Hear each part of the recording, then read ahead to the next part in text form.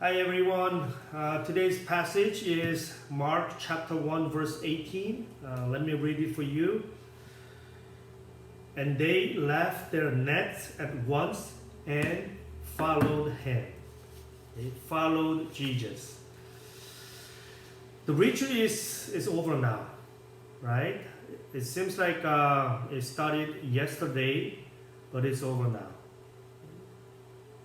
By the way, how was the retreat? I know you guys shared already. How was the retreat? What has God spoke to you? The first that matters is this: what has God spoke to me? God must have said something each of you, okay?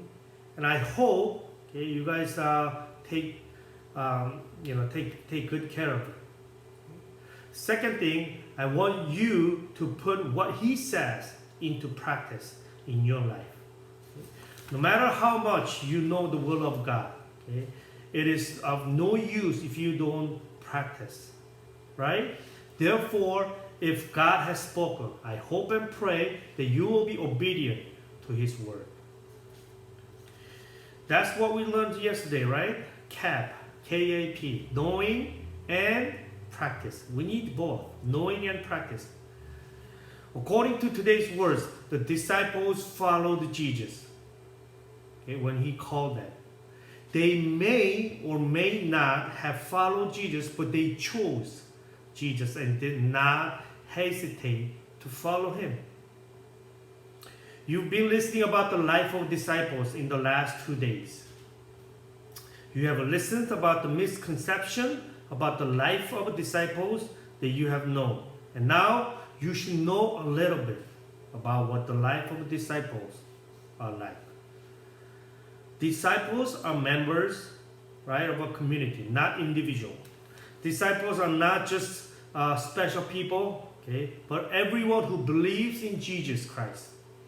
Disciples do not grow automatically, but through training. You have to be mature, right, like Jesus, and the maturity is about all areas, not just mature in faith. The most important and rooting thing in the life of disciples are fellowship with Jesus through QT. Okay, that includes prayer, worship, right, reading the Bible. The place for disciples to be is not in the church, but outside the church, where the world is reformed so that God's name be glorified. Okay, his kingdom may be expanded. Okay, his will may be done on earth as it is in heaven. You are a disciple of Jesus, whom Jesus has called for this. Okay, Jesus has already called you. He has called you from the moment you believe in Jesus Christ as Savior and Lord. And Jesus already done what he would do. Now, all that's left is your decision. Will you follow Jesus or not? Now, let me tell you one last misconception about the disciple. When you think of following Jesus, you usually think of like big things, right? Is it going to be a pastor, or I'll donate my whole money, right? All the money I have. Or go on a mission to, Africa, right? And live there the rest of my life. When you think of disciples of Jesus or following him, you usually only think of these things. But following Jesus doesn't mean that. Some people may ask for more. But in general, what Jesus requires is God first. Okay? God first. Matthew chapter 6 verse 33. But seek first his kingdom and his righteousness. So don't think too hard about following Jesus. Okay? Don't be too afraid of the disciples' life. Okay? You are not die for Jesus. Okay? You don't go to Africa as a missionary. If you live the life of God first, you are a disciple of Jesus. Do you remember the picture of a tabernacle on Friday, right? The tabernacle is in the middle, okay, and the people of Israel around it. Their lives were arranged around the tabernacle. Okay? God's first life is God-centered, and your life is arranged around that center. God comes first, and He is a priority. Okay? Church comes first, prayer first, worship comes first, small group comes first, VIP comes first, right? All of these things become your priorities, and the rest of your life is arranged around this. So you don't have to be afraid to think too much about following Jesus. I mean, God first life is never easy. I know that, and you know that. Sacrifice is necessary, and there is a price to pay. But these are what you can do. It's not something you cannot do, but what you can do. To follow Jesus, there must be a price for it. You have to keep in mind. To follow Jesus is not something like you enjoy and you have abundant life. Okay? There must be a price for it. So please don't forget this. So as a disciple of Jesus, there are definitely hardships, burden, right? You want to give up, okay, and fear, right? Guys, all of these phenomena are perfectly normal. The path of following Jesus is narrow. How can it be easy and comfortable? There are people in the Old Testament called Nazarites. Okay, Nazarites. Some of you may have heard of this. Nazarites. These are people who decide to separate themselves from the world in order to keep their religious purity. Okay? In short, they are people who have completely given their lives to God. There are people who have made the vows of their parents, and the representative is Samuel. Okay? He became a Nazarite, okay, by the vows of his mother Hannah. Okay?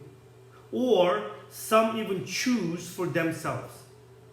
An example is Paul. Or God has designated them to become Nazarites. Okay? Typical examples are Samson, right? Or John the Baptist. Right? These two were already appointed as Nazarites even before they were born.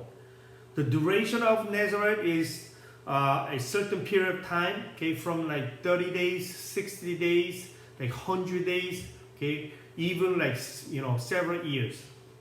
Okay. Or it can be a lifetime, like Samson or John the Baptist. Okay. As a Nazarite, there are some things you cannot do because you have to live a life that is separate from the world. Okay? In the book of Numbers chapter 6, okay, there are three major things. Okay?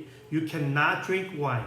Okay? You cannot cut your hair. You cannot touch like dead bodies.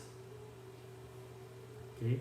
What we can know through this is that if you make a vow as a Nazarite, you must live a life of temperance from then on. It is not that you eat everything you want to eat and do everything you want to do, but that you have to live separately, okay, with moderation and perseverance.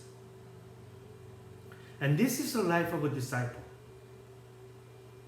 A disciple is not a person who does everything he wants to do. You must learn to be temperate for God's sake.